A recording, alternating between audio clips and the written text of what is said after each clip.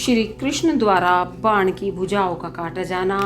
सिर काटने के लिए उद्यत हुए श्री कृष्ण को शिव का रोकना और उन्हें समझाना। श्री कृष्ण का परिवार समेत द्वारिका को लौट जाना। बाण का तांडव नृत्य द्वारा शिव को प्रसन्न करना। शिव द्वारा उसे अन्य अन्य वरदानों के साथ महाकालत्व की प्राप्ति। सनत कुमार जी कहते हैं, महाप्राज्ञ व्यास जी, लोक लीला का अनुसरण करने वाले श्री कृष्ण और शंकर की उस परम अद्भुत कथा को श्रवण करो।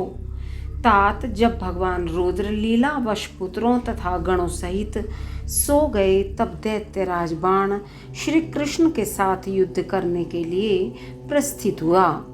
उस समय कुंभांड उसके अश्वों की बागडोर संभाले हुए था और वह नाना प्रकार के शस्त्रों से सज्जित था।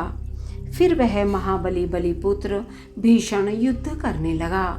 इस प्रकार उन दोनों में चिरकाल तक बड़ा घोर संग्राम होता रहा, क्योंकि विष्णु के अवतार श्री कृष्ण शिव रूप ही थे और उधर बलवान बाणासुर उत्तम शिव भक्त था। मुनीश्वर तदंतर वीर्यवान श्री कृष्ण, जिन्हें शिव की आज्ञा से बल प्राप्त हो चुका था, चिरकाल तक बाण के साथ यो युद्ध करके अत्यंत कुपित हो उठे। तब शत्रु वीरों का संहार करने वाले भगवान श्री कृष्ण ने शंभु के आदेश से शीघ्र ही सुदर्शन चक्र द्वारा बाण की बहुत सी भुजाओं को काट डाला। अंत में उसकी अत्यंत सुंदर 4 भुजाएं ही अवशेष रह गई और शंकर की कृपा से शीघ्र ही उसकी व्यथा भी मिट गई। जब बाण की स्मृति लुप्त हो गई और वीर भाव को प्राप्त हुए, श्री कृष्ण उसका सिर काट लेने के लिए उद्यत हुए। तब शंकर जी मोह निद्रा को त्याग कर उठ खड़े हुए और बोले। रुद्र ने कहा, देवकी नंदन, आप तो सदा से मेरी आज्ञा का पालन करते आए हैं। भगवान, मैंने पहले आपको जिस काम के लिए आज्ञा दी थी वह तो आपने पूरा कर दिया। अब बाण का शिरच्छेदन मत कीजिए और सुदर्शन चक्र को लौटा लीजिए। मेरी आज्ञा से यह चक्र सदा मेरे भक्तों पर अमोघ रहा है। गोविंद, मैंने पहले ही आपको युद्ध में अनिवार्य चक्र और जय प्रदान की थी। अब आप इस युद्ध से निवृत्त हो जाइए। लक्ष्मीश, पूर्व काल में भी तो आपने मेरी आज्ञा के बिना दधीची, वीरवर रावण और तारकाक्ष आदि के पुरों पर चक्र का प्रयोग नहीं किया था। जनार्दन, आप तो योगीश्वर, साक्षात परमात्मा और संपूर्ण प्राणियों के हित में रत रहने वाले हैं। आप स्वयं ही अपने मन से विचार कीजिए। मैंने इसे वर दे रखा है कि तुझे मृत्यु का भय नहीं होगा। मेरा यह वचन सदा सत्य होना चाहिए। मैं आप पर परम प्रसन्न हूँ। हरे, बहुत दिन पूर्व यह गर्व से भरकर उन्मत्त हो उठा और अपने आप को भूल गया था। तब अपनी भुजाएं खुजलाता हुआ यह मेरे पास पहुंचा और बोला, मेरे साथ युद्ध कीजिए। तब मैंने इसे शाप देते हुए कहा, थोड़ी ही समय में तेरी भुजाओं का छेदन करने वाला आएगा, तब तेरा सारा गर्व गल जाएगा। बाण की ओर देखकर कहा, मेरी ही आज्ञा से तेरी भुजाओं को काटने वाले ही श्री हरि आए हैं। फिर श्री कृष्ण से, अब आप युद्ध बंद कर दीजिए और वर वधू को साथ ले अपने घर को लौट जाइए।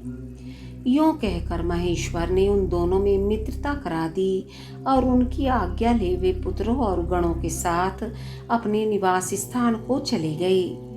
सनत कुमार जी कहते हैं, मुने, शंभु का कथन सुनकर अक्षत शरीर वाले श्री कृष्ण ने सुदर्शन को लौटा लिया और विजयश्री से सुशोभित हो वे बाणासुर के अंतःपुर में पधारे।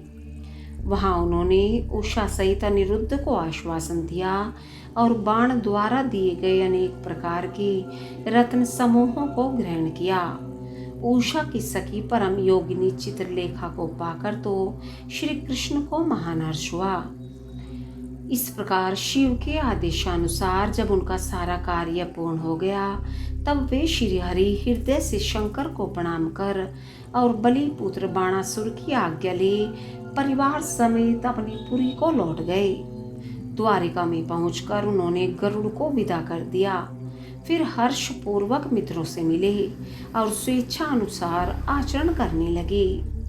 इधर नंदीश्वर ने बाणासुर को समझाकर यह कहा, भक्त शार्दुल, तुम बारंबार शिव जी का स्मरण करो। वे भक्तों पर अनुकंपा करने वाले हैं, अतः उनादि गुरु शंकर में मन समाहित करके नित्य उनका महोत्सव करो। तब द्वेष रहित हुआ महामनस्वी बाण नंदी के कहने से धैर्य धारण करके तुरंत ही शिव स्थान को गया। वहां पहुंचकर उसने नाना प्रकार के स्तोत्रों द्वारा शिवजी की स्तुति की और उन्हें प्रणाम किया। फिर वह पादों से ठुमकी लगाते हुए और हाथों को घुमाते हुए नाना प्रकार के आलीड़ और प्रत्यालीड़ आदि प्रमुख स्थानों को द्वारा सुशोभित नृत्यों में प्रधान तांडव नृत्य करने लगा। उस समय वह हजारों प्रकार से मुख द्वारा बाजा बजा रहा था और बीच बीच में भौं को मटकाकर तथा सिर को कपाकर सहस्त्रों प्रकार के भाव भी प्रकट करता जाता था। इस प्रकार नृत्य में मस्त हुए महाभक्त बाणासुर ने महानृत्य करके नतमस्तक हो त्रिशूलधारी चंद्रशेखर भगवान रुद्र को प्रसन्न कर लिया। तब नाच गान के प्रेमी भक्त वत्सल भगवान हर्षित होकर बाण से बोले। रुद्र ने कहा, बलिपुत्र प्यारे बाण, तेरे नृत्य से मैं संतुष्ट हो गया हूँ। अतः दैत्येंद्र, तेरे मन में जो अभिलाषा हो उसके अनुरूप वर मांग ले। सनत कुमार जी कहते हैं, मुने, शंभु की बात सुनकर दैत्य राज बाण ने इस प्रकार वर मांगा, मेरे घाव भर जाएं, बाहु युद्ध की क्षमता बनी रहे, मुझे अक्षय गणनायक तो प्राप्त हो। शोणितपुर में उषा पुत्र अर्थात मेरे दौहित्र का राज्य हो। देवताओं से तथा विशेष करके विष्णु से मेरा वैरभाव मिट जाए। मुझ में रजोगुण और तमोगुण से युक्त दूषित दैत्य भाव का पुनः उदय न हो। मुझ में सदा निर्विकार शंभु भक्ति बनी रहे और शिव भक्तों पर मेरा स्नेह और समस्त प्राणियों पर दया भाव रहे। यूं शंभु से वरदान मांगकर बलिपुत्र महासुर बाण अंजलि बांधे रुद्र की स्तुति करने लगे। उस समय उसके नेत्रों में प्रेम के आंसू छलक आए थे। तदंतर जिसके सारे अंग प्रेम से प्रफुल्लित हो उठे थे, वह बलि नंदन बाणासुर महेश्वर को प्रणाम करके मौन हो गया। अपने भक्त बाण की प्रार्थना सुनकर भगवान शंकर, तुझे सब कुछ प्राप्त हो जाएगा, यूं कहकर वहीं अंतर ध्यान हो गए। जब शंभु की कृपा से महाकालत्व को प्राप्त हुआ, रुद्र का अनुचर बाण परमानंद में निमग्न हो गया।